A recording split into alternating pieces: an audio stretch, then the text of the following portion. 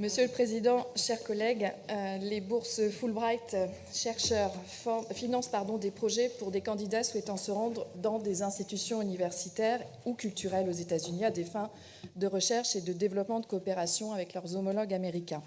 Et dans ce contexte, bien entendu, nous ne pouvons que souscrire pleinement à cette délibération qui vise à compenser, et d'ailleurs pour un montant très raisonnable, les augmentations de dépenses des chercheuses et chercheurs français souhaitant partir aux États-Unis dans de bonnes conditions.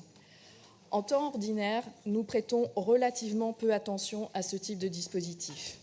Et pourtant, ces dispositifs académiques servent le savoir universel dans une quête très noble d'approfondissement de la connaissance. Ils permettent aux chercheuses et aux chercheurs de s'enrichir d'un autre environnement culturel dans le respect de ce que des méthodes, des analyses et des concepts élaborés ailleurs apportent à la construction mutualisée des corpus scientifiques.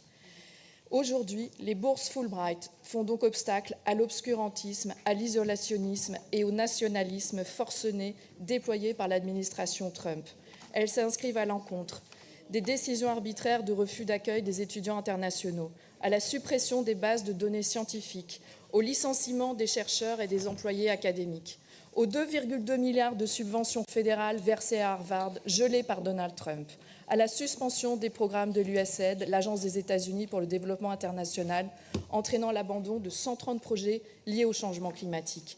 C'est donc tout un pan de la recherche de la planète qui vacille sous l'impulsion de ce libertarien révisionniste climatique, anti-science et brutaliste.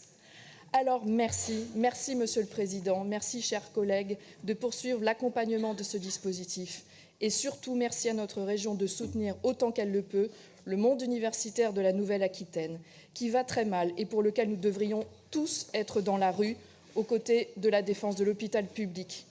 Je rappelle ce chiffre alarmant que le compte près de 70% de contractuels aujourd'hui dans nos universités.